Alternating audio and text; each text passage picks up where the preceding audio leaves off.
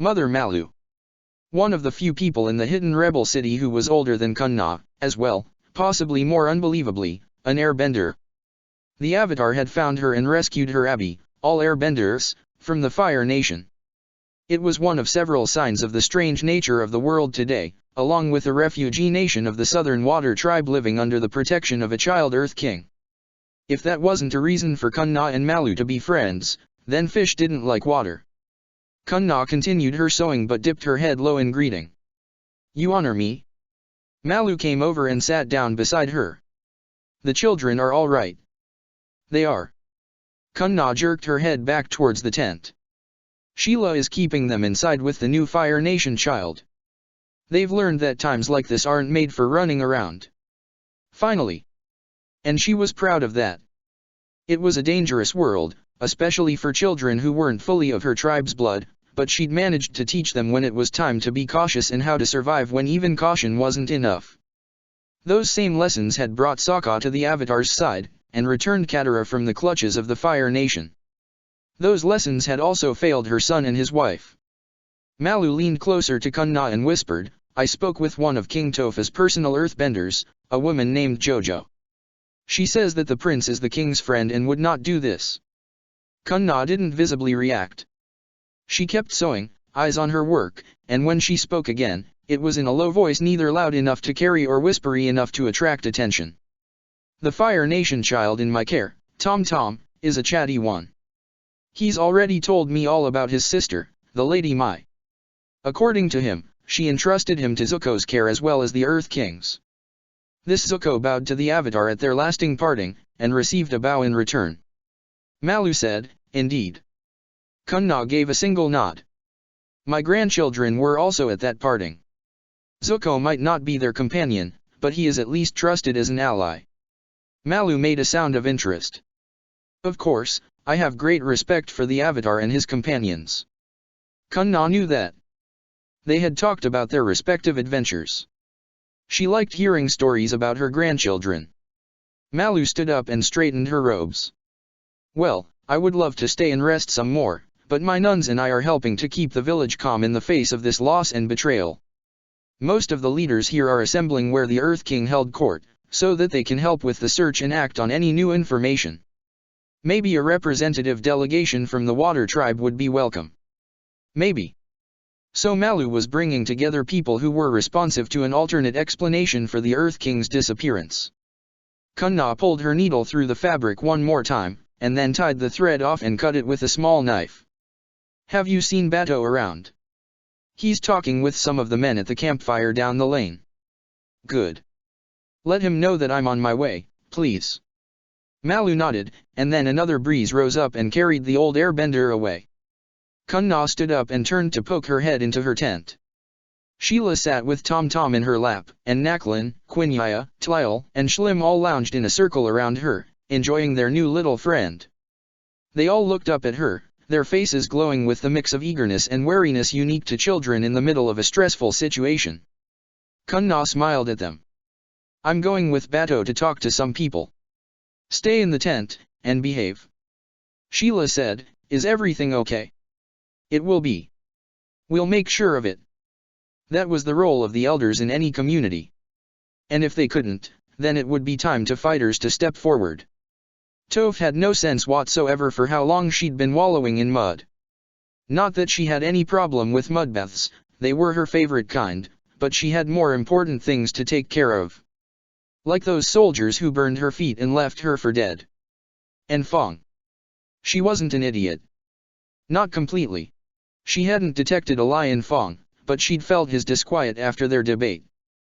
He never agreed with her about trying to counter Iroh instead of rising up against the Fire Nation colonizers. She'd had enough questions about his resolve to send Jojo to flirt some information out of his troops, and there was no way a whole squad of his soldiers would commit an act of treason without his command. Military guys were big on discipline. But despite all Topha's caution, all her power, all her well-honed charisma, she'd nearly gone down like a chump. Without Zuko, she wouldn't have made it. Probably. She still wasn't clear on how they survived, unless the Mudman was an earthbender and didn't know it. At least she could take credit for investing in Zuko. Sure, He was missing an eye, had fought to destroy her nation and people, and had one of the biggest attitude problems on the planet. But Toph liked him. She kicked through the mud, propelling him and his brain-dead sister in the wake of the mud man. So, are we almost there yet? Zuko gave a grunt. How many times are you going to ask that? He shifted his weight, getting Angela's limp body higher up on his shoulder but making her leg bump up against Toph. And how many times have you gotten a useful answer to it? Toph stuck her tongue out at Zuko, even though she was still floating behind him and he wouldn't be able to see it. Further up in the cavern, the mud man's voice echoed back to them. Oh, we have a ways to go here. Then we go left at the fork, up when we reach the spoon, right at the chopsticks, and then at the big serving platter we let ourselves sink into the mud and think happy thoughts. Easy, right? Toph tried to feel if there even was a fork in the path ahead of them, but there was too much water in this mud for her to get a good picture. Zuko's body was clear in her earth sense, but the mud man was vaguer, and past him she couldn't even confirm that the tunnel they were in didn't just drop off into the void. And, unfortunately, being able to sense when people were lying was nothing like trying to tell when they were sane. Yeah, easy. So, the mud man continued, let's make the most of the time. Most of the news I get is so unhappy, even with the Avatar running around trying to fix things. But we should have some fun together before you go. Tell me, what are you going to do when you get back up to your General Fong guy? Toph grinned. This was a happy thought. I'm thinking broken bones, to start with. Maybe his arms. To punctuate the thought, she kicked again, driving her and the fire siblings further along the path. Zuko snorted. If it was your general, then he committed treason against his monarch. Execution is the only proper response. The mud man cackled. Oh, that's a good one. Break his bones, eat his scones, then cut off his head for the watching crones. He snorted. I bet all his soldier people will like that, too. They'll go, oops, that was our beloved leader. And that was his head rolling in the other direction. Stinks to be him. And if they don't like, we'll cut off all their heads, too.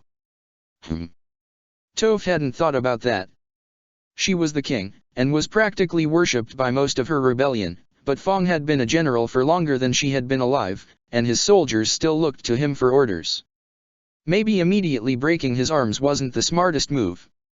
Well, she said, we need to make sure everything is okay so that we can help Aang and protect the Earth Kingdom from Fire Lord Iroh. Oh. The mud man's voice echoed from somewhere above her. Was he hanging from the ceiling again? That sounds like fun. Well, fun to listen to. I'm not going to leave my mud just for a war.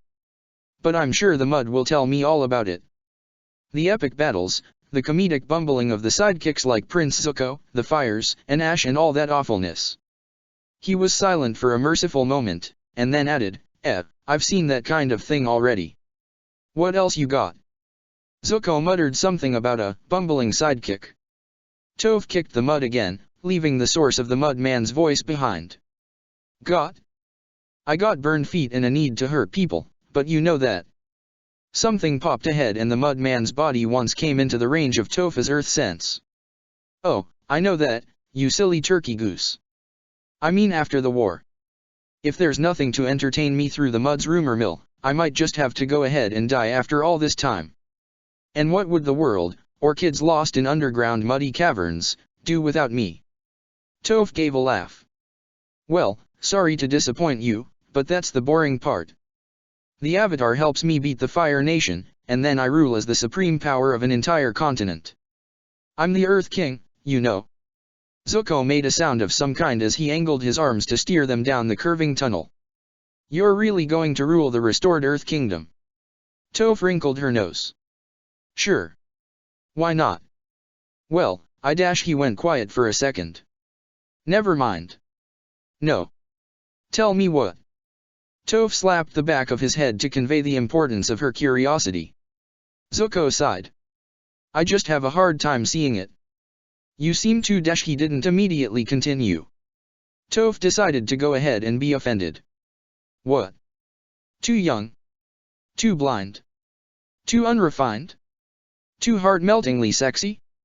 Too small? Too stupid. What if I said too muddy?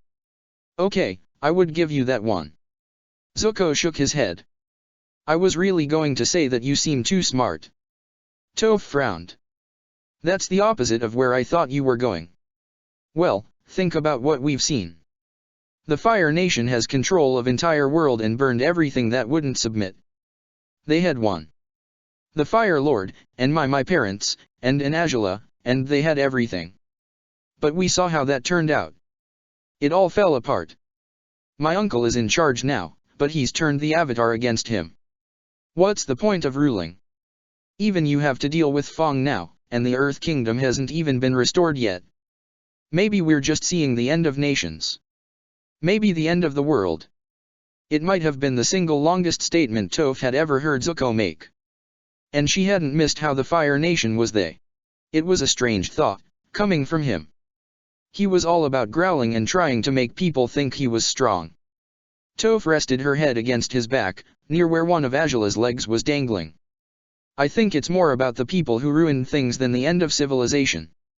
It takes strength to be a leader, but she thought back to how her parents kept her locked up, to the point where no one outside their estate even knew she existed.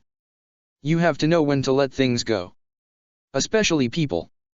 She wondered how that was supposed to work with Fong. She still wanted to destroy him. Metaphorically and literally. His back moved against her face as he gave a shrug. Or maybe he was just shifting Azula's weight again. Well, maybe you'll find a way to make it work. I just don't know what a good life looks like anymore. Yeah, well, maybe I'm not the only one who's blind, one eye. I can barely see where I'm going right now. So, yes, you're right. Heh. Zuko didn't have a good sense of humor, but at least he had something. Okay, came the Mudman's sing-song call. Who's ready to dive and find a long secret passage that will maybe drown us all before we get to the end? Toph dipped her head in the mud and let her sigh blow some bubbles. Fong leaned on his desk, a slab of stone raised from the ground to support a map of the Earth Kingdom, and cradled his head. How can you not find the Earth King after this many hours? She couldn't have gotten far with injuries, and the prince couldn't drag two people with any speed. Unless your men didn't actually accomplish what was reported. Colonel Chung bowed low. Apologies, General, but I saw her get hit and go down myself. Although, she is a powerful earthbender. Fong didn't need to be told that. He pushed himself up from the desk and began pacing across his command tent. It's possible some of the refugees in the camps are hiding her, but we can hardly order that kind of search. We'll just have to accomplish what we can while we have the time. Is the leadership still assembled? Yes, General. They're waiting for news and talking. The guards we assigned for their safety report that no one has said anything against you. Well, that was something. Although Fong doubted that any of these people were stupid enough to air such thoughts in the presence of his soldiers. They were survivors, and enemies of the Fire Nation. They were all worthy of respect. He hoped he wouldn't have to order their deaths. Good. I'm going to address them. Notify me immediately if there's news. Fong didn't even wait to return Chung's bow before hurrying out of the tent and towards the court of King Toph. It was just a perimeter of empty supply crates with crystal lanterns on top of them, with one box alone at the head of the space to make a kind of throne. It was cheap theater, but effective enough that the throne had been left empty since Toph's disappearance. The rest of the court was full and bustling. Someone had made a campfire at the center, and gathered around it were the people who Toph had recognized as leaders among her group of rebels. They were all civilians from Fong's perspective, a mix of family heads, clan elders, criminal bosses, charismatic influencers, earth sages, and self-styled commanders of irregular rebel groups.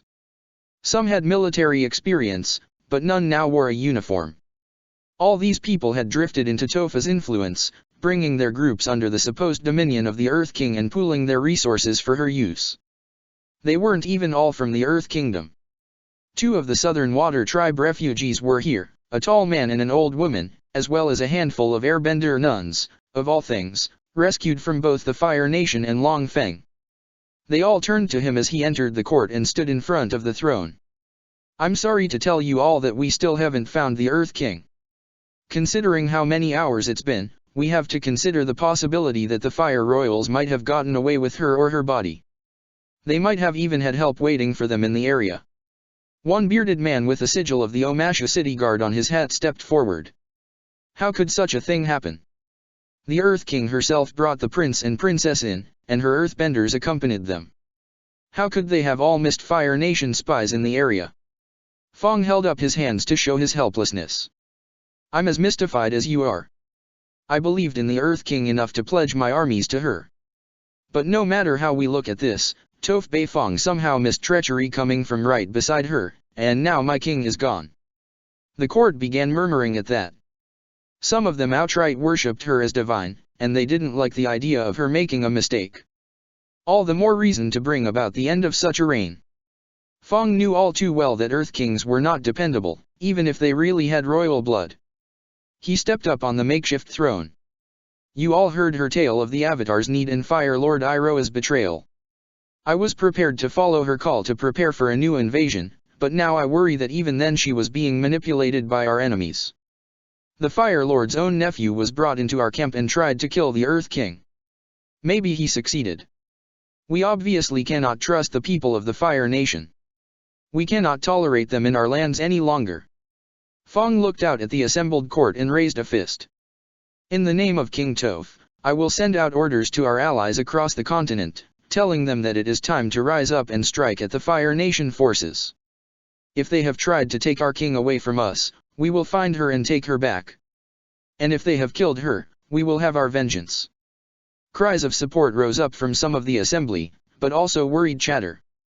One young woman, Jojo, that former bandit trash who Toph had made into a spy, shouted that this wasn't what the Earth King wanted. That was fine. Fong didn't need full agreement.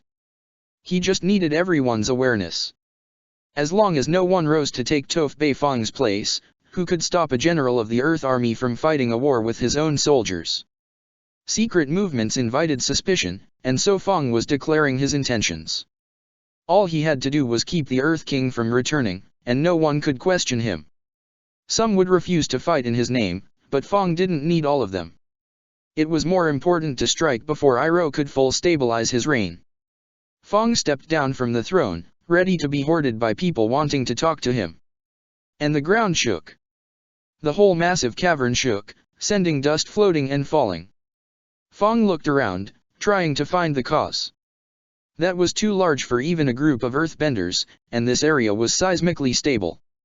What could have caused that? Someone in the court said, "The earth mourns for the Earth King." Even Fong believed it for a moment. Zuko nearly slipped and sank into the goop when the mud man suddenly popped up in front of him and crooned, "We're here." Zuko had been maintaining a small fireball in his right hand, and raised it as he put more energy into the flame. The glow extended to reveal some more of the same old cave scenery, more of the ocean of mud extending from dripping wall to dripping wall beneath a low oozing ceiling. What he couldn't see was any kind of path in front of them. A dead end. The mud man raised his hands out of the mud and covered his own eyes, chuckling. "Nope. The problem with you, Prince Zuko, aside from all that evil you rolled in for so long, is that you see what they want you to see." Toph finally unwrapped her arms from around Zuko's chest and paddled her way around him. "Who's they?" The mud man lifted his hands and blinked repeatedly. "Them. Surely you know them." Zuko shook his head. "You mean the spirits?" "Nope." Toph said, "A secret order of old guys with masked operatives all over the world." "Well, sure, that's always a thing." The mud man smirked at her. "But isn't it a little paranoid to think they're down here making sure all this mud is in place?" Zuko had to admit that it was a fairly sane notion, for the mud man. "Then who?" "The magic people sitting in your eyes, or in Prince Zuko's case, who whisper what the world looks like into your brain." The mud man raised a fist and knocked on the top of his own head. "They lie to us. We have to open our brains to the possibilities directly, or else we'll always be stuck seeing what they want us to." Then he laughed, loud and long. So much for sanity. But Zuko told himself that giving up at this point wasn't an option. "So, what is it we should be seeing?" The mud man actually leaped up out of the mud like a dolphin stag and came down near the wall opposite them. He popped back up and gave a light push with both hands against the slimy stone. And a piece like a circle slid easily to fall inward, revealing a new, pitch-black chamber on the other side of the wall. Topha's head snapped up. Was that earthbending? The mudman blinked at her. Was it? I thought this room was always here. Well, if there are any invisible earthbenders around helping us out, let's say thank you and get on with our busy lives. He climbed in through the hole. Zuko looked at Toph. She didn't look back at him, of course, but she shrugged and paddled over to the hole to climb in. Zuko heaved a sigh and followed. He passed Azula's limp form in first, letting go only when he felt Topha's arms around his sister, and then pulled himself through. He landed on the stone plug. It was floating on top of more mud, somehow, even with everyone's weight on it. He summoned a flame again to reveal that they were in a more or less circular little room with no ceiling. It extended upward like a tube, eventually fading into the darkness. And down the walls flowed a steady supply of mud. So steady that it was filling the chamber, oozing out the hole in the wall to actually raise the level of the muck back the way they came. Zuko looked up again. So we just sit here and float ourselves back to the surface. The mudman lounged on the other side of the platform as though ready for a nap. Something like that. You're almost not as dumb as you look. Or you would be if I could trust the evil man in my eyes. Toph reached out to pat the wall, mud instantly flowing down over her hand. I could maybe climb up with my earthbending. But I couldn't carry anyone. Too slippery. The mudman closed his eyes and grinned. Don't worry about it. This way is much faster. And lots more fun. Faster. Fun. Zuko checked to make sure Azula was in a stable position. I'm not sure I want to know what's about to happen. Too bad, Firebender. I burden you with knowledge. Despite the enthusiasm in his voice, the mudman was loafing and bobbing his head as though listening to music in a park. What we have to do is think really hard about mud. Just sit there, thinking about mud, about how it's as old as the earth itself, about how it oozes and dries and gets wet again and can sweep things away better than an army. Think about how it feels when it gets between your toes. Become one with it in your mind. The last thing Zuko needed was to think more about mud. He was covered in it from head to toe, had his boots filled in it, and it was the only thing he could see. And then what, you crazy old man? You've led us through this maze and it looks like we're further from the surface than ever, and now you want us to meditate on mud. This is ridiculous. The fire in his hand flared, shedding more light but revealing nothing new. Except for Toph laying her head on the stone platform as though listening. Hey, wait. I dash. Hold on, the mudman hissed. The entire cave around them shook. And then everything exploded. One moment, Toph had been aware of a trembling in the earth, a buildup of pressure from what seemed like no real source. It made the stone quake and the mud jiggle. The next moment, all the pressure released. Right beneath her. It came up from below the stone platform, below the muck. Whatever it was, it came so fast that even the mud couldn't get out of the way. It was all carried upward, the walls of this shaft of the room channeling the pressure and stifling its release. The stone platform flew up with it, starting with all the speed and power of Topha's worst fart and getting faster with every moment. She and Zuko screamed as flattened against the stone beneath them and shot into the darkness. She could feel him crawling to his sister and wrapping her in his arms. Toph clutched the stone platform with her hands, digging her fingers in with her earth bending, and braced her injured, clay-covered feet. She was distantly aware of the mudman laughing, but each chortle was carried away by the wind of their passage. The air rushed past them like an angry airbender. Mud fell down on them in a spray. And the mix of the two was favoring the mud more and more. Toph wished she could sense what was coming. Of course, it turned out to be more mud. They slammed a positive deluge of mud with a splat that Toph felt instead of heard, but that didn't stop them. They kept flying upwards, and then all of a sudden they ripped free of the goop and light blazed in Topha's non-vision and they were being battered by nothing but air and the stone platform beneath them tilted. And Toph knew they were flying. Real flying, like Aang did. She heard Zuko give a cry, and then the sound of fire bending drifted away from her. The mudman sang, oopsie, and his voice was carried away by the wind. Toph tightened her grip on the stone platform. It spun in the air, and maybe it was rising and maybe it was falling, and her stomach lurched, and this was even worse than Appa, and she focused on the stone beneath her and extended her earth sense through it until she was aware of every facet and nook and cranny and lost pebble and the instant one little point on the edge of the circular stone platform first touched solid ground, she felt it. Felt the ground, and the people who stood on it. She knew those people. She jumped just a moment before her ride shattered from the impact of its landing. She landed shoulder first hard enough to dent the rock, and her momentum carried her on into a tumble that she felt in bones. She came to a stop by slamming face first to the ground with enough force to nearly drive the breath from her lungs. She just stayed still for a little bit. But she knew how to take a hit. She sucked in a breath of air that was flavored with campfire smoke and stressed human musk, scrambling to her feet. She gave an earth-bending swipe that ripped all the mud free of her body to fling it to the ground beside her, and said, "Your Earth King has returned." For a moment, there was just silence. And then all the people she had sensed in that instant between the stone platform touching the ground and the crash that nearly killed her, her royal court, cheered. She knew them only by their voices, the sound of their adulation. She couldn't know if they were bowing or jumping up and down in joy. With her injured feet covered in their protective, hardened mud shoes, she couldn't sense anything while she was standing. But being blind was better than crawling in front of her subjects. And her ears still worked. She distinctly heard General Fong say, "Your Majesty." Toph motioned at the mud she'd cleaned off herself, and then again in Fong's direction. The sound of the mud splattering against him was pure bliss. She pointed in that same direction and stepped forward. "You had your Moron troop boys try to kill me." "No, Your Majesty, the Prince Zuko saved my life and has earned a possible position as one of my royal consorts." Toph raised her hands to summon twin boulders, while Zuko gave a, "Wait, what?" from somewhere behind her, and strode towards Fong. "But I felt your soldiers throw weapons at me that burst into flame.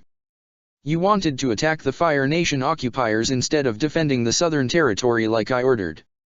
You betrayed me." She threw the boulders at him. But her aim was off. She couldn't sense Fong's precise position, and one of the boulders flew through the air without impacting anything.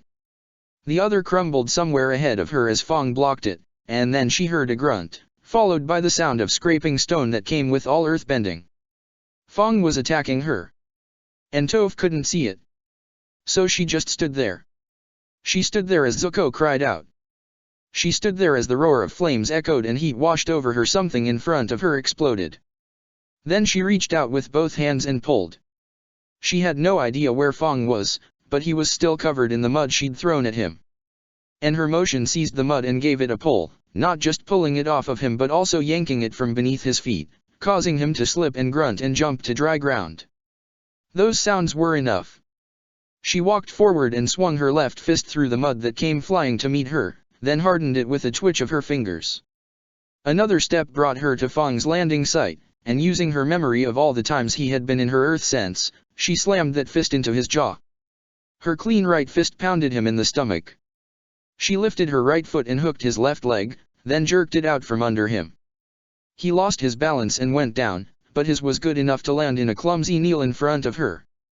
Then she lifted her left foot, still covered in its semi-hard mud protection, and kicked it sideways into Fong's right knee, the one bent into a stiff position and held in place by the weight of his body. Hard. Fong's cry of pain rose up above the wet tearing sound, but Toph could hear the permanent damage being done. It was a cheap move, but this wasn't an Earth Rumble ring. Champions were held to higher standards, but no one was bothered by royalty pulling cheap moves. You all saw it. Toph stepped up on top of Fong's prone form. He attacked me and Zuko saved my royal person. Fong groaned. He had been stupid to attack her in front of everyone, but she'd sensed the tension and turmoil in him before. She hadn't felt any sign of lying when he promised to support her decision to guard the South from Iroh, but that had been a mix of his tricky wording and roiling of his insides. He'd been under stress, betraying her, a tension that no doubt would have been pulled even tighter by her sudden reappearance and accusations. It was no different than goading a challenger in the ring. And Zuko had already proven that she could depend on him. A perfect little demonstration of the truth of her words and the power of her rule. The members of her court surged towards her. She couldn't tell who was among them, or what was going on with any of Fang's soldiers who might be present, so she held up her hands. Stop. The footsteps tapered off, and one voice that she recognized as belonging to an earth sage said, "Your Majesty, shall we execute him for his treason?" Toph blew out a breath, and shook her head. The worst part of being king was being responsible. No. We're doing things a little differently, today. Fang pulled a real stupid move, but I'm not a fire lord. I'm not going to kill anyone and anything I don't like. Fang didn't want to go to the south, so he can go fight his war. Anyone else who wants to join him can do it. And when we send out word to all our allies, we say that everyone has the same choice. They can either come and help, or they can start the fight against the Fire Nation. They can let Fang lead them, if they want. He's awful at treason, but he was a pretty good general back in the day. Another voice, this one belonging to a woman who had been leading a tribe of raiders in the west for a while, said, but what about the south? Don't we need everyone? Toph shrugged. Maybe. But we don't have time to fight our own people. We can worry about sorting things out after the Fire Nation has been tossed from our country. She smiled the way her parents had taught her, an expression of grace and gentility. Then she turned it into a grin that was all teeth and stomped on Fang's head. Hey, buddy. I suggest you die heroically leading a resistance against the Fire Nation, or find a very out-of-the-way place to retire to when the fighting's done. Some place I can't find you, because you have no place in my kingdom. And I'm sure that Ni's going to make running really, really hard. She stepped down from him, carefully, because she couldn't feel the ground with anything but the touch of her feet, and turned back to her subjects. Now, my feet are injured, so someone carry me to my throne. In fact, make a nice stone palanquin for me. Decorate it so that everyone knows I'm a king. I'm holding court starting now, and all soldiers must either pledge themselves to me or go into exile with Fang. Start preparing messages for all our allies, and get the runners going. And be quick. We have lots of work to do. The sounds of voices and footsteps echoed as everyone started acting on her orders. It was disorienting, without her earth sense to shape the picture for her. She hoped her feet would heal quickly. For the first time in a long time, she was surprised when someone suddenly spoke next to her. But it was just Zuko, saying, "Are you sure it's wise to let your enemies go free?" She shrugged. Like you said before, your stupid relatives made a mess out ruling a nation. We'll have to wait and listen to find out if this works better. But thanks for having my back. Of course. But the Mudman is gone. I don't know where he landed. And I have no idea what was going on with him. Toph wasn't surprised at the disappearance. She was sure the Mudman had landed fine from his crazy entrance. He might deny being an earthbender, but it would explain a lot about what had happened back in the mud pits. And as he'd said, he would be listening. Through the mud. Or whatever. If she needed him again. Well, she said, he's part of my kingdom, and he got me back to my throne. That's good enough for now. Speaking of mud, you still sound squishy. Want me to clean you off? Thanks. Zuko sounded kind of relieved. He probably hadn't been looking forward to trying to find a bath. And if you could get Azula, too, that would be dash. His voice cut out with a sharp sucking of breath. Toph tensed. What is it? Are you hurt? No. But Azula, she was just I don't know dash. His voice kept moving, as if he was whipping his head back and forth. She's gone. She was right here next to me and now she's gone. Oh. That probably wasn't good. Azula was good at escaping. She'd escaped from Mom and Dad. She'd escaped Grandfather and the Fire Nation. She'd escaped from all the confusing thoughts and feelings that hurt so much. She'd even escaped from herself, for a long time. She'd escaped into the dark, going where she could disappear and no longer be a person. And now she'd escaped from Zuzu. She crawled into the prison where she and her brother had been kept, earlier today or last year or whenever. She'd snuck away when no one was looking, when everyone was busy making noise, but there was no one here in this little side cave. She remembered that the blind earthbender had come to eat with them, before, and then they'd escaped enemies and swam in mud. Those were experiences that had happened while she wasn't a person. They didn't matter to her, they were just information. She remembered that the strange man said he'd gone sane in an ashland. Angela wanted to go sane, too. Then maybe she could understand how mom could be dad and father could mother. She needed help to go sane. And Zuzu was bad at giving help. Dad and mom were better, but... Angela shut those thoughts away in the darkness. She went over to the mud pit at the far side, where the water trickled. Zuzu had thrown her in this mud, before. Then they'd met the strange man. He said he listened with mud. Angela leaned over the mud and said, "Please take me to your ashland." The mud bubbled, and a head rose out of it. "My ashland, you say?" Angela nodded. "I need to go sane.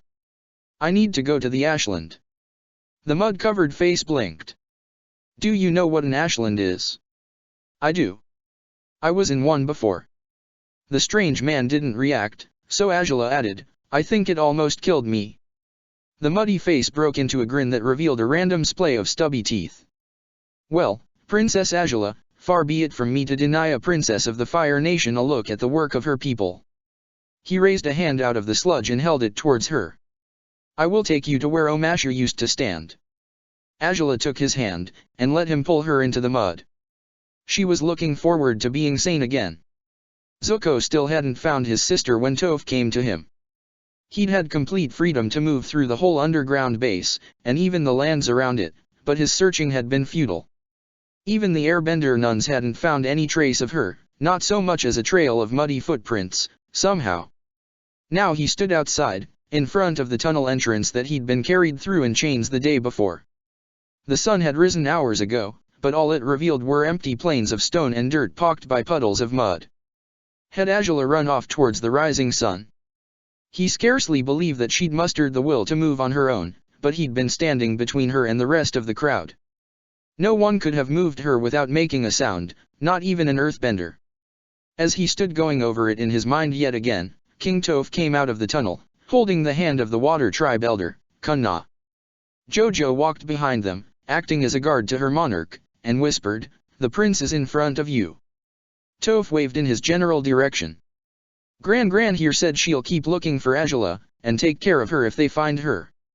She's already taking care of Tom Tom, so Fire Nation babies aren't a problem for her. The old woman nodded. "You are an ally of the Earth King, the Avatar, and my grandchildren. If caring for your sister will ease your mind, I will do it."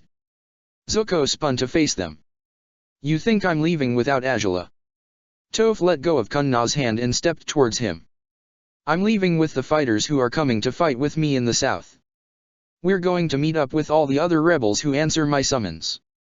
If you want to fight your uncle, I guess you can always meet us later, but traveling by yourself won't be much fun." "Fight against uncle?" Did she think that saving her life meant he wanted to be her assassin? "Is that why you took me in? To fight under your command?" Toph didn't meet his glare, of course. "Nope. You can go join Fong, if he isn't holding a grudge. Or stay here, if you want. Be safe and hang out with the refugees. I'll make sure they won't bother you. I don't know that they'll like you, even though you saved me. You are a Fire Nation prince, after all. But you're probably used to people not liking you." He couldn't help but snort a laugh at her bluntness. "Yeah. I am."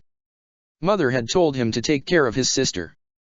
He'd tried, first agreeing to enter uncle's care, but then choosing Toph as alternate hospitality. He hadn't been able to see a future beyond caring for his catatonic sister, relying on the Earth King's generosity. Meanwhile, everyone else was preparing to defend the good of the world from his uncle, the Fire Lord. And Angela had run away from him. The last of his family that he still had. So was his future to fight against his own nation? Uncle Iroh claimed he was acting on behalf of Lu Ten, but was he really doing this for the greater good, as he claimed? Could Uncle Iroh or Lu Ten maybe become his family again? "I don't know that I can fight with you," Zuko finally said. "But I will accompany you on your journey, and witness for the Fire Nation. And if my sister is found Toph grinned and swung a fist that slammed into his shoulder. I'm glad you're sticking with me, hot stuff. You've been a good royal bodyguard so far, and who knows how many other people are going to try to kill me this week. Kunna bowed her head. You have my word of honor, Prince Zuko. I will care for Mai's brother, and your sister if she is found. Honor. Zuko was glad to know some people who still understood that. He turned his eye to the path ahead, a rugged path marred by puddles of mud. In the dark, the mud man laughed. It had been a good day. Very productive. And fun. And there was still more work to do, before it all came to an end. Chapter 65, Sundering Dusk. The seas were cast red by the setting sun as it fell behind a range of snow-covered mountains on an island ahead. High above, the first smear of cloudy purple night was making itself visible as an icy wind blew down from the north. I hate the cold, Mai grumped as she pulled her new to her, at least, coat tighter around her neck. She didn't know what filthy animal it used to be, but the fur was a glistening gray she could tolerate. She'd spent most of her life wearing Fire Nation red, switched to Earth Kingdom green for a while to try to make herself into a new, better, person, switched back to red so that she could be Fire Nation enough to get Aang in and out of the homeland alive, and now she was wearing gray. So what did that make her, now? Did she belong anywhere? What kind of person was she? Of course you hate cold. Sokka said, don't you also hate sweating? Oh, right. She was a grump. Question asked and answered. On the other side of the saddle, Sokka stopped fondling his new boomerang for the first time all day to look at her and add, I think I remember you talking about it when we got to Ember Island. You said it was stupidly humid and you hated it because you're above getting damp under your arms. The others weren't paying them any attention. Appa was flying through the sky, following the ship of the weird faceless water tribe, and Aang was holding the reins atop the sky bison's head. Katara was right behind him in the saddle, practicing her waterbending by moving a little ball of liquid for Momo to chase. Ty Lee was slumped next to Mai, dozing and providing a little helpful body heat that she didn't need to know about. Everyone who had them was wearing their winter coats, leaving Mai and Aang as the only ones not in blue. Aang didn't seem to have noticed the colder weather as they left the Earth Kingdom behind for the islands of the northern seas. Mai decided that she was bored enough to engage in some banter, as gross as this conversation was. Thanks for the warning that you've been obsessing about my underarms. But yes, I do hate sweating. What's your point? So is there a climate you actually enjoy, or is this why your face always looks like you're sucking on a raw sea slug? Sokka snorted at his attempt at cleverness and looked back down at his boomerang. Yes, he was in a gross mood today. That deserved full retaliation. She leaned over and poked Ty Lee's face, waking the other girl up. Hey, Ty Lee, please help. Sokka is being mean to me and I'm sad now. Ty Lee blinked exactly twice and then snapped up to glare at Sokka. Don't be mean to Mai. She's gloomy but she's a wonderful human being and you're corrupting your spirit every time you give in to bitterness. Sokka's jaw dropped. I wasn't and she, but oh, never mind. Does cynicism count as bitterness? And what kind of corruption are we talking about, here? Mai managed to keep a straight face as she said, not the kind you want from Ty Lee, I bet. Ty Lee burst into giggles at Sokka's reddening face and was soon rolling across the saddle. Sokka gave Mai a look that was all sarcastic gratitude for embarrassing him in front of the aura-worshipping girl he'd been trying to flirt with since they left the Fire Nation. Mai's own moment of corrupt amusement was brought to end when, upon Appa's head, Aang turned back to smile at her and say, if you're too cold, maybe I can teach you the breathing technique that keeps me warm. Katara actually looked up at that, of all things. Isn't it an airbender technique? Aang shrugged. Well, do we know that Mai isn't an airbender? Ty Lee didn't become one until recently. Maybe Mai just needs to try. Perhaps it was a little awful, but Mai's first thought was that it might be nice to make a little hurricane she could fill with razor blades. Her second thought was that she wasn't quite sure she had the emotional strength to shave her head. But soon reality came crashing down, and she found herself considering the damage an airbender could do without a vow of pacifism to hold her back. Mai had killed Lady Geralt and Kalo, both deliberate acts. And then there were the lives she had undoubtedly taken defending her friends and running around in Fire Nation fortresses making things explode. No, she knew there was no chance she could be an airbender. She felt far too heavy, even without all the blades she wore against her skin. Maybe that's why she said, "What, you won't like me anymore unless I can airbend? Knives too creepy for you." She immediately regretted it. Aang's expression fell, but he looked her straight in the eyes. "I'll always like you. Didn't you know that? HN. Since when were airbenders supposed to be so direct?" But that was Aang, unpredictable and unstoppable. Mai realized she was the center of attention, now. Ty Lee had stopped her laughing, and was joining the Water Tribe siblings in waiting for her response. Even Momo had come over to try to nibble at the tip of her hair tails again. So, naturally, Mai looked anywhere else, and found that the universe or destiny or just plain luck had decided to take pity on her. As her gaze swept out over the edge of the saddle, her sharp eyes taking in the ocean and ship below, she noticed a signal flag was being waved. "Oh. Look. I think Teklo is trying to get our attention. Better descend and see what he wants." Sokka had the gall to laugh at her. Jerk. But Aang smiled again and turned to face front again. "Okay. We're heading down, Appa. Everyone hold tight." Yip yip. She elected to ignore his advice, and instead crawled her way to the front of the saddle as Appa began descending. She hated to be in motion during changes in altitude. Her stomach flipped and she kept her eyes firmly on the stationary saddle, but she didn't yet fully trust their new Water Tribe friends. Silly her, maintaining suspicions about people who only wanted to be friends after they lost a fight. And it hadn't even been a fun fight. Aang had brought them to Jincha City on the northern coast of the Earth Kingdom to get some supplies and map a path to Fire Lord Iroha's stronghold at the North Pole, but instead they had found a secret, heretical, Water Tribe. Mai had been hanging out with Aang long enough to not be surprised by any of it, which was either a very good sign or a very bad sign. After Katara had proved herself to be the most dangerous waterbender around, the Faceless Water Tribe was willing to help out, to take the Avatar and his friends back to their secret home and then on to the main settlement of the Northern Water Tribe. Mai would go along with all that, but as she had just said, she was the creepy girl with the knives. She'd keep a creepy, cynical eye out for trouble, and use her knives as necessary. When Appa touched down on the wooden deck of Teklo's ship, she was crouched just behind Aang and fingering some needles. She'd already worked out how to hide quite the nice arsenal of sharp metal in the sleeves of her new fur coat. "Tell the Fire Nation killer to stop grinding her teeth like that." The gravelly voice belonged to Teklo himself, and sure enough, the Faceless Tribe's gray-haired excursion leader was approaching across the deck. "If you want to mangle something, use the jerky I gave you people." Aang started to say, "She's dash."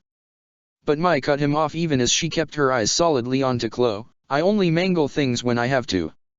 But thanks for your condescending concern. Want to try addressing me as woman next?" Teklo shrugged as they all hopped down to the deck, and came over to rub Appa's nose. "My apologies. I didn't invite you down to insult you. We're approaching our destination. We didn't have room in the ship for a long journey with this magnificent creature, but the desk is large enough to let him have a bit of a rest. And this way, everyone back home will know that we're allies." Appa gave a low rumble of contentment and shifted all 6 of his legs until he was sitting down. Despite being a water tribe, the Faceless Tribe was sailing a cargo junk of typical Earth Kingdom design. But then, their whole deal was not being noticed, and their supply runs to the northern Earth Kingdom coast would be pretty noticeable if they were sailing distinctive Water Tribe ships. The Northern Water Tribe was not big on trade, by all accounts. Was that because it was just too far to the North Pole for the trip to be worth it? Or did Iroha's secrecy extend to keeping the entire Northern Water Tribe in his sight? Well, they'd find out soon enough. Katara let Sokka help her down from the saddle. Ty Lee had just jumped, or else Sokka would no doubt be asking if he could carry her, and said, "I don't see Amka around." Mai looked. Sure enough, the waterbender healer wasn't among the crew on duty. But that was hardly a surprise, if Ty Lee was right and this Amka was scared stiff of Katara.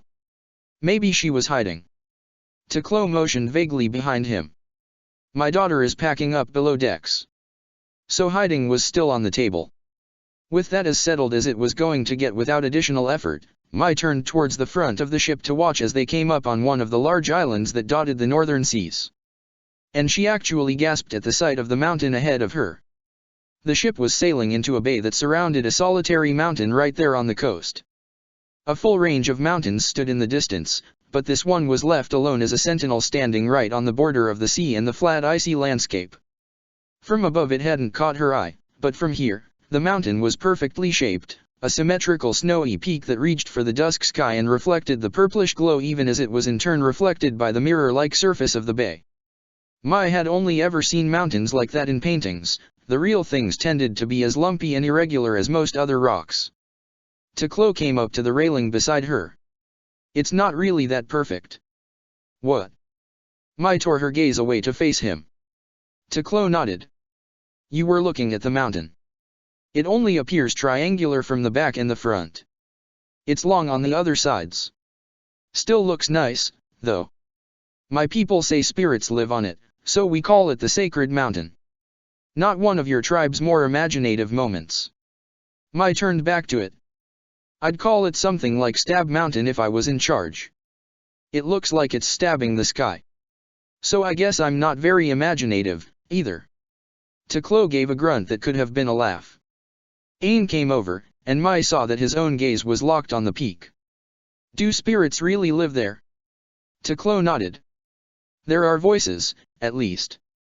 When our boys reach the age of manhood, we send them to camp on the slope. They go alone, working their way upward for as many days and nights as it takes for them to hear the spirits. It is a journey that starts them on their life's true path. I heard the voices myself, when I was 14. They speak different things to everyone. Mai wondered what the girls got to do when they came of age. Probably just got taught when to wear extra thick underwraps at certain times of each month. But Aang's eyes and smile were wide at Ticlo's explanation, and he leaned forward. Oh, what they'd say to you. Ticlo rubbed at his eyes. I was trying to imply that it's a personal thing. When you meet the rest of the tribe, don't go around asking people what the spirits said to them, okay?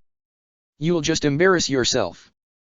He turned and headed for the rear of the ship, where a couple of the crew were working the rudder. The conversation must be over, then. Mai reached over to pat Aang's back. He might be enthusiastic about it, but she wasn't sure she liked the idea of visiting more spirits. The last one she met had spit up on her, although it had been eating enough coins beforehand to make it a profitable experience, at least. And if this was anything like the Ashland Aang had brought them to back in the Earth Kingdom, she'd make sure to bring her platinum blades ashore. Aang stayed on the deck of the ship and didn't fly ahead to meet all the prospective new friends waiting on the other side of the mountain, but he enjoyed the fact that he wanted to. Things had been really tough and dark and terrible lately, with war and death and betrayal. But he was making new discoveries, meeting new people who wanted to help him set things right, and he thought that Gyatso would approve of his excitement. Gyatso had always found a reason to smile and have fun. Momo curled around Aang's neck as the ship pulled in towards the hidden camp. They had sailed around the mountain island, finding that it was indeed longer than it had first looked. The base was connected to the rest of the rocky, snow-covered coast only by a thin bridge of land, and right across that bridge was a settlement, sprawling between dramatic cliffs and icy waterfalls. It was surrounded by a circular wall of packed and shaped snow, but a wide opening had been left through which Aang could see huts and larger buildings. It looks just like home, Sokka breathed. Katara hummed. Does it? Aang stroked Momo's fur. It makes sense. The two water tribes shared a strong culture, and the Faceless tribe is an offshoot of the north. But this looks nothing like the South Pole, Mai said. Trust me, I lived there for about a day. It doesn't look like the South Pole now. Sokka rolled his eyes. It looks like home. Ah, Katara gasped. You mean where we lived before the Fire Nation found us? I barely remember that. I can't even picture it. Sokka inclined his head towards their destination. Well, it looked like that. Right down to the way the snow glows the same color as the sky. Ty Lee squinted at the village. You probably had more people, though, right? If it weren't for the smoking chimneys, I wouldn't think anyone's home. It looks lonely. Aang looked back at the village, and found that she was right. There were no people visible at all. Were they all indoors? He used his airbending to hop over to the rear of the ship, where Teklo was staring ahead at their destination as his crew worked the rudder. Is everything okay? Teklo must have been worried, too, because all he said was, "We'll see." Then he held out his hand, and one of the crew handed him a white horn. Teklo put it to his lips and let out a sound that reminded Aang of the whale songs he sometimes heard while flying with Appa over the ocean, except with a clear human pattern to it. At first, nothing seemed to happen. Then Aang spotted movement in the village ahead. A heavy-set man in fur robes came running out of one of the longer buildings, waving at the ship with both arms. His movements were hurried, more than what could be explained by friendly excitement. "Something's wrong," Aang said. "Did your avatar spirit tell you that?" Teklo tossed the horn to one of his crew. "What are you nitwits waiting for? Let's get everyone on alert. I want 2 waterbenders heading for the shore now. The rest are getting us docked as fast as we can. Bring Amka up here and tell her we might have injured. Go." As 2 of the waterbenders jumped over the side of the ship and began skating across the water, Aang snapped his staff open. "I'll go with them." He waited just long enough for Teklo's nod, and then he was in flight. He beat the waterbenders to the village, passing right over the wall and dropping to the ground beside the waving man. "What's wrong?" The man's eyes were wide. "An airbender? But no, is Amka aboard? Kirima is dying, and we need more healers." Aang had to smile. "Wait here." Then a snap of his glider and a gust of wind carried him back into the sky. He zipped straight to the ship, where a whole pier made of ice was in the process of rising from the bay to meet it. He came in for a running landing on the deck, scooping Katara up in one arm as he went, and finding Amka climbing up to the main deck on the central ladder. Aang steered for her as Katara wrapped her arms around his chest for a firm grip, and he managed to shout, "Hold on, I am going fly you to shore really fast," and let go of Katara just before grabbing Amka. Then he jumped up into the winds with both girls hanging on to him. Amka shrieked, which Aang had been trying to avoid, but all he could do now was steer back towards the shore before anyone lost their grip or the weight dragged him into the icy waters. They landed heavily, but the waving man was there to steady Amka when Aang let go of her. Teklo's 2 waterbenders had arrived as well and had taken combat stances as they looked around. "It's Kirima," the heavy-set man repeated, "and she needs help now. In the longhouse." "Kirima." Amka inhaled and squared her shoulders. "Take me. I'm a healer, too," Katara added, slipping her water skin off her shoulder. "I'm coming." The man nodded, and led the way back to the lodge he'd come out of. The 2 waterbenders remained behind, maybe to tell Teklo what was going on when he arrived. Entering the longhouse, Aang was surprised at how bright it was inside, lit not just by a large fire pit in the center but also crystal lamps from the Earth Kingdom and large white candles beneath protective globes of glass. The space was roomy even with the crowd gathered inside, as tall as a barn and wide enough for Appa to walk through without brushing the walls. But for now everyone seemed to be clustered near the fire. The heavy-set man pushed through to get Amka, Katara, and Aang to the center of all the activity. A water tribe woman about Amka's age was lying with closed eyes on a blanket on the ground, tossing and turning and even moaning out loud. About 5 women were all working together to guide a glowing stream of water back and forth over the sick one, their movements just like what Katara used for healing, but it didn't look to Aang like they were having any effect. Next to them, a group of sages, all old men in fur head-dresses and unmistakable long robes embroidered with symbols of the water element, were helping in ways even more familiar to Aang. They were chanting as they shook bone rattles, and 2 of them tossed a handful each of fragrant dust into the fire pit that filled the air with a calming scent of spring flowers. Aang's guide called out, "Amka is here." And another healer. The healers shifted so that Amka and Katara could join the group effort. Amka turned to the eldest as she began her water-bending motions. "Taikasuk, what happened? Her life is being drained." Taikasuk tilted her head from side to side, obviously considering her words. "We need to keep her energies up and give her the strength to outlast the attack." Attack? Aang's question wasn't acknowledged. Everyone was either working to help Kirima, or watching everything with attention that seemed to dim the lights around them. Katara moved her arms in time with the other healers, helping to guide the glowing stream of water over their patient. I can feel the draining. It's strong. I don't think we're going to be able to slow it enough. Taikasuk whipped her head to look at Katara. And who are you? But it was Amka who said, Katara is from the Southern Water Tribe, and a powerful bender. Katara frowned. Not powerful enough. Aang, we need your help. She looked to him, and it seemed to take everyone a couple of seconds to follow her gaze. Taikasuk frowned. The boy? What can he do? Aang is the Avatar, Katara bit out. So he can do a lot. Aang figured it was okay to step forward. What do you need? I'm still not very good with healing. But if you guide me dash. Katara grabbed and pulled him so that he was standing right next to her. She wrapped an arm around his shoulders and shut her eyes. Just join in. Can you feel the attack? Aang shut his eyes, too, and steadied his breathing in time with the sage's rattles. They weren't toys, he knew, just as the air nomads would use cymbals and gongs and flutes to create sounds of harmony, these rattles created a spiritual atmosphere that could guide him into an ascended state. He reached out with both of his hands, feeling the water that the healers were moving, and joined his waterbending with theirs. His body swayed with Katara's, and he began moving his arms through the waterbending motions that Saifu Hama had taught him. He helped steer the stream of glowing water in a circle above the sick woman, and as he became more and more aware of its movements, of the infinite interaction of every drop of water within the whole, he could feel the energies at work. The water was offering sustenance to the body beneath it and the life force within, but that sustenance was being absorbed the way a desert would consume and quickly forget a single raindrop. That must be Kirima. She felt like emptiness. Or maybe not.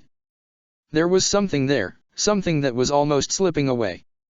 And then Aang found the problem. Guru Puthak had taught him about Linghun, the spirit energy in all living things, and how it could mix and form connections with others.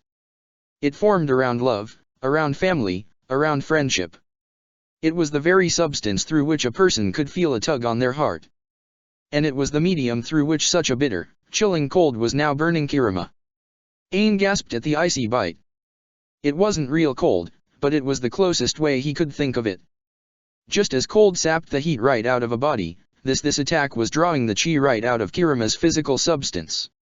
The healing water was helping, was strengthening Kirima's chi, but not fast enough. Not warm enough. Not enough. So Aang reached out across the Linghun connection to see if he could find the source of this awfulness. He found a man. And something more. As he touched the man's own Linghun, Aang felt something from Kirima. It was warmth, and power. It was loyalty. It was love. And the same feelings flowed back from the man to Kirima. They were in love. They had formed a connection, and nothing could break that. Except the man was dying. It was unmistakable. Aang could feel the man's own energy draining away just as Kirima's was, only faster. Colder.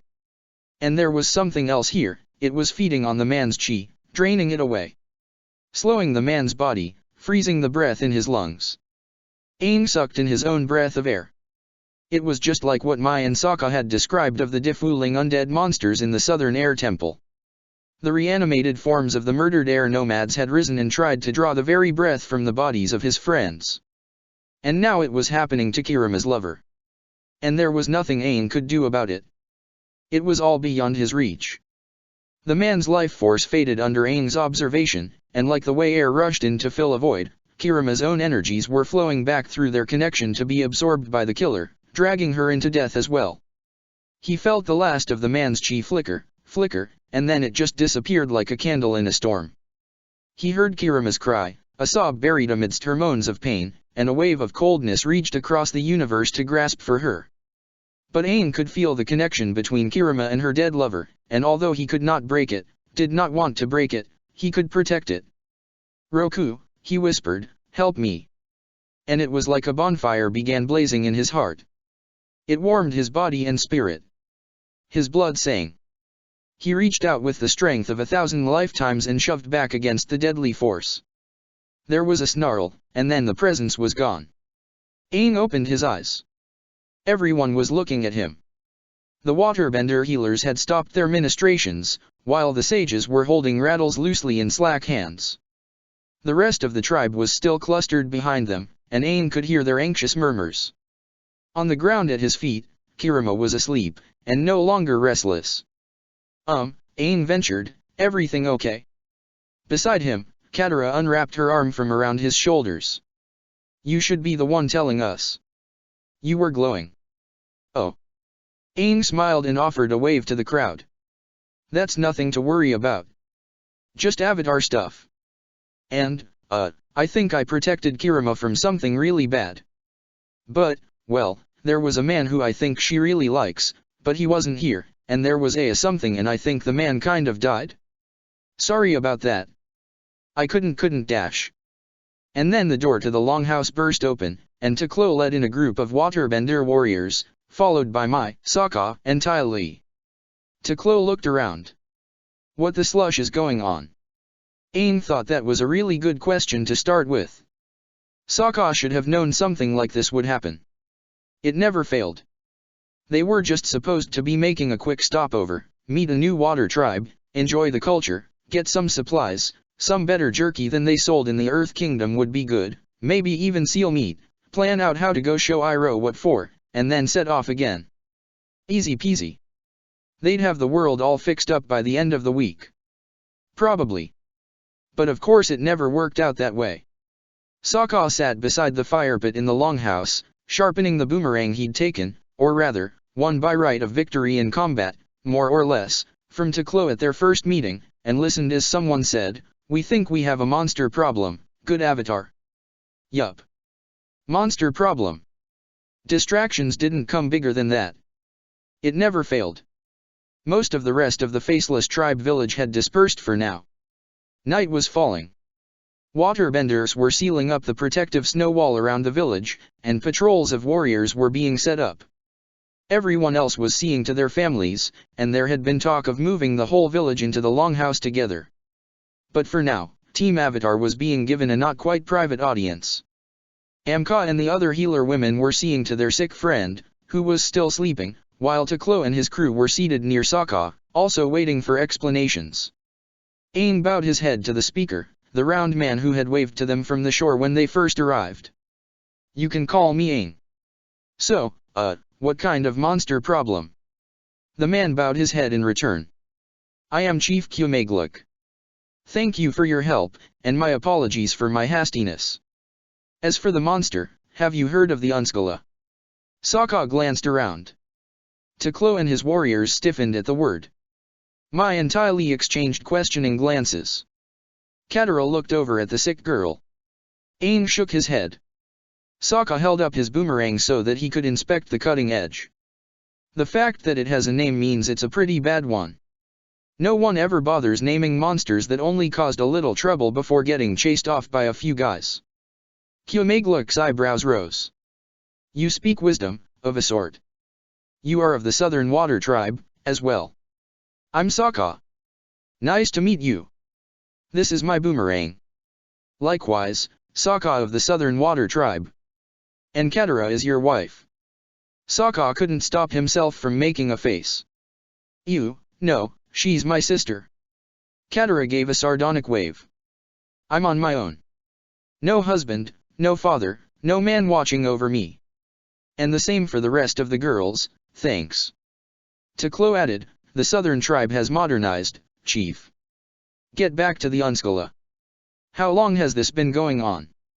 Kumagluk sighed. Which part? You know of the strange weather. Of the boulders that tumble down the mountain and seem to come from nowhere. And the sounds like thunder in the night. He looked back to Aang and Sokka. We have lived next to the sacred mountain since our ancestors split from the Northern Water Tribe, and we have honored and lived in harmony with the spirits. These changes started about a year ago, and now he swallowed. Several days ago, a fishing boat right here on the bay disappeared. Teklo sat up straight. Who? Kumagluk turned to him. Ikiak and Apit. Teklo scowled, and the waterbenders behind him traded whispers. Kumagluk turned back to Aang. Of course, we sent out our tribe to search for them. That's when we caught our first glimpses of the creature. No one could discern a definite shape, but it seemed long like a snake, and we found footprints that indicated 4 clawed legs. That matched the legends of the Unskula, according to our sages. Hunters tried to track it, but Deshi frowned, obviously unsure how to continue. Sokka had to wince. How many more were taken?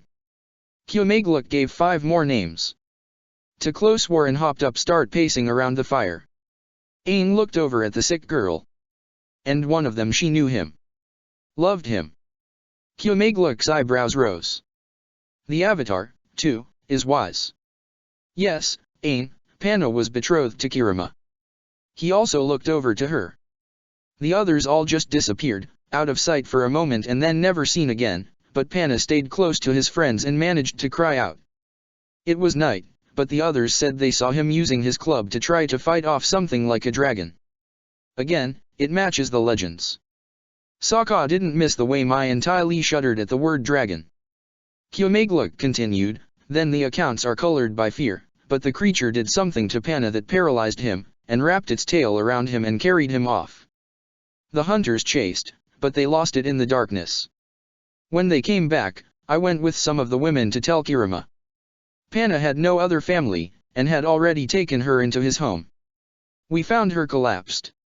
An old Taikasuk said she felt an evil presence around the girl. We brought Kirima here to try to save her, and we thank you for your help, Avatar. I mean, Aang. There was silence for a moment. Sokka went ahead and ended it. So does anyone else find it fishy that the girlfriend of the guy who managed to fight the monster is the only one to get sick? Aang pointed at him. That's how I knew. I felt the connection when I was trying to help heal her. The man faded. Aang hugged himself, and Momokuden curled up in Aang's lap. Lost to the cold. It tried to get Kirima, too, but I pushed back against it. The avatars of the past helped me. Teklo brought his pacing to a stop. So everyone in the tribe is in danger.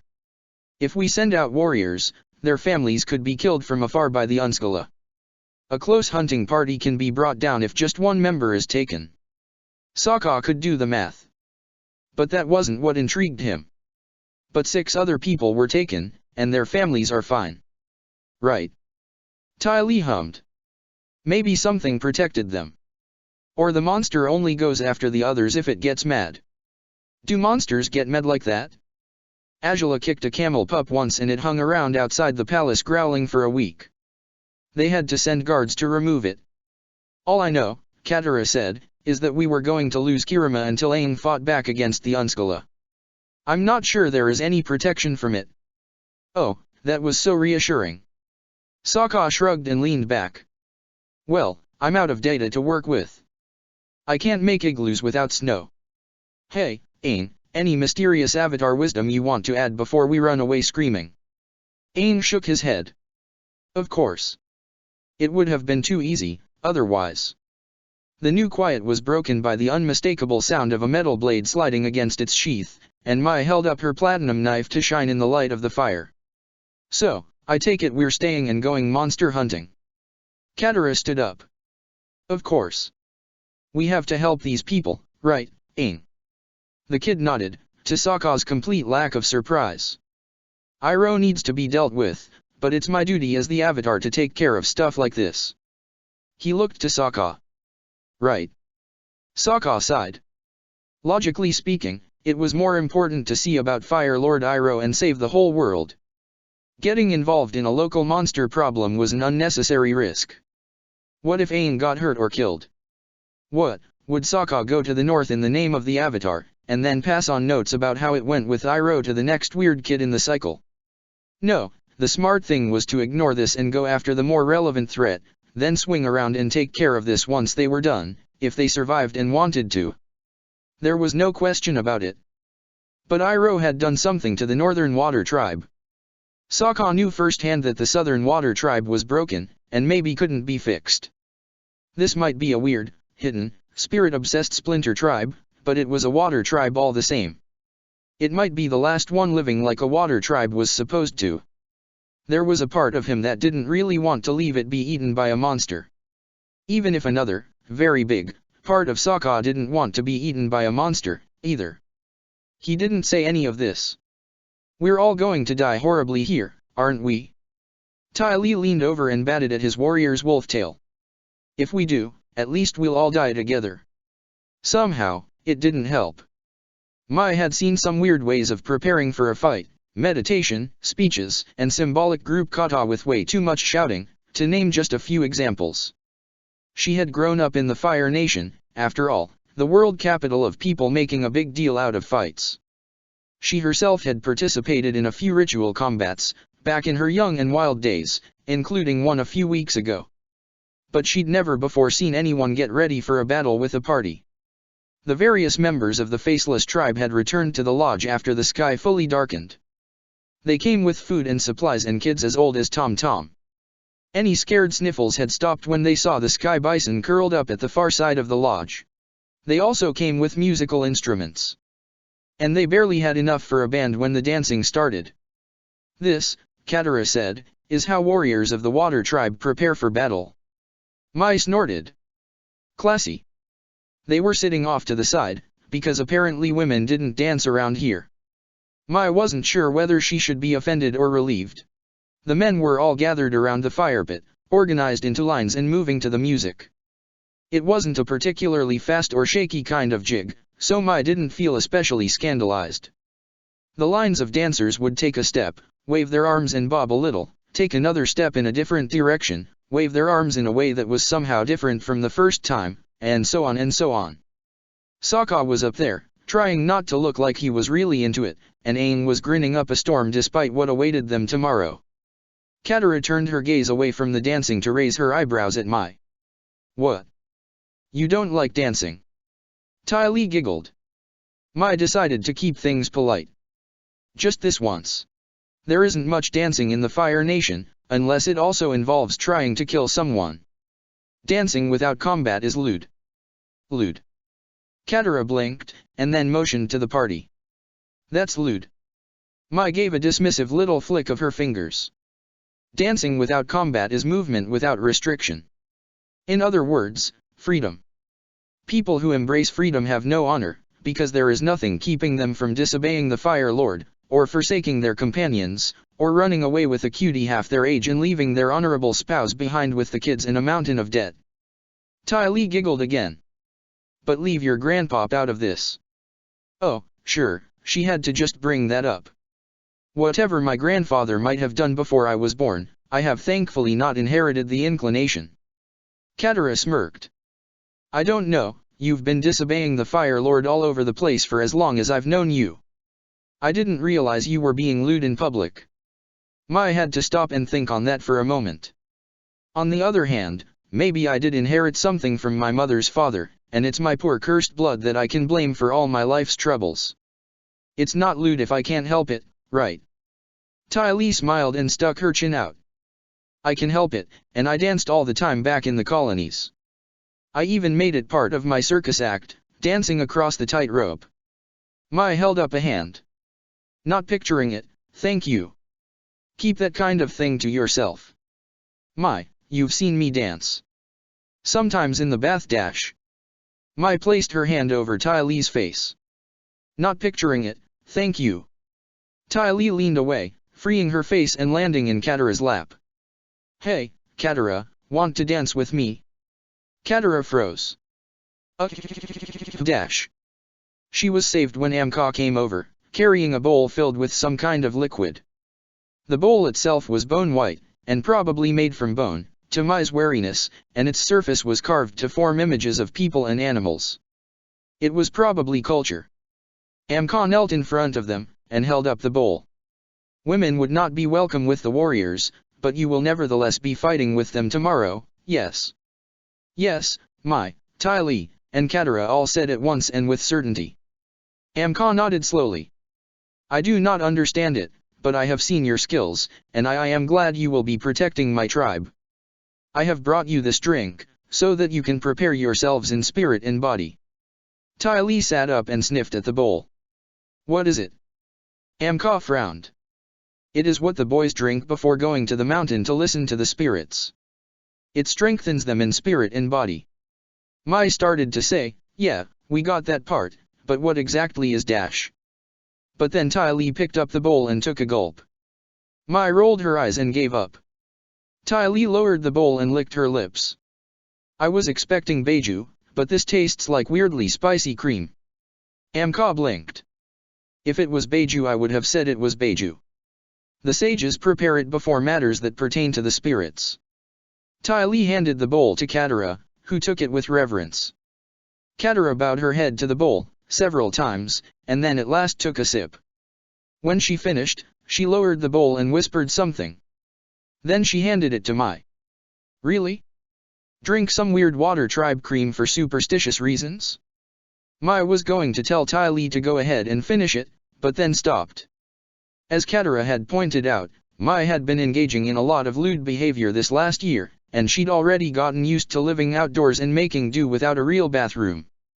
What was weird water tribe spirit cream compared to that? After all, she hung out with a boy who glowed. This stuff might even work. She accepted the bowl and took a slow sip. Ty Lee was right. It was creamy, but there was something in it that added a sharp flavor. There was no taste of wine to it, but somehow Mai felt warmer as it settled in her stomach. As she puzzled over that, Katara said, "So how is Kirama doing? I heard she woke up." Amka nodded. She did. She asked after Panna, and thankfully, she is sleeping again. I will stay with her tomorrow. As a friend and as a healer. She was so happy when she moved into Panna's hut. I don't know if she will stay there, or go back to her parents. Mai shrugged. She might as well make sure we're not all going to die, before she decides. Why agonize for no reason? Amka stared at her, and then shook her head. I am not used to your Fire Nation humor. Hey, Ty Lee said with a snort, don't blame us for Mai's sense of humor. The Fire Nation has enough things to answer for. Katara chuckled, but there was no real mirth in it. That's part of why I'm not going to let anyone stop me from going to help fight, tomorrow. If the Unskula can hurt people through their love, then everyone is at risk. I'd rather be out there protecting the people I love than waiting for that love to be turned against me. Oh. Amka's voice was soft. You're right. I hadn't thought of it like that. Now I'm even gladder you will be fighting. If the Avatar is our best hope, then it is good that his love will be there beside him. Then she looked at Mai. Are you and he betrothed, yet? If it is okay to ask. It took a moment for Mai to find her voice, and when she did, it just came out as, dash. They're not betrothed, Katara said. What age do air nomads get betrothed, anyway? Ty Lee tapped her chin. I'm not quite an adult in the Fire Nation, but maybe now that I'm an airbender I'm of marrying age? Aang is younger than me, and he, and Mai dash. Why, Mai hissed, is everyone talking like this? Aang and I aren't we aren't dash. She couldn't find the words, so she waved her hands to indicate the obvious meaning. Ty Lee frowned. Aren't what? Amka's eyebrows drew together. He looks at you like Panna and Kirama looked at each other. I thought you were dash. He's 10 years old. Mai nodded, satisfied that she'd shut this whole thing down. Ty Lee shoved her. He is so not. He's 13, at least. His voice is changing. And I was conscripted as a weapon of the Fire Nation at 13 after our Agni Budokai. Mai shook her head. Well, I'm 17. I'm an adult. In the Fire Nation, he's a kid. End of story.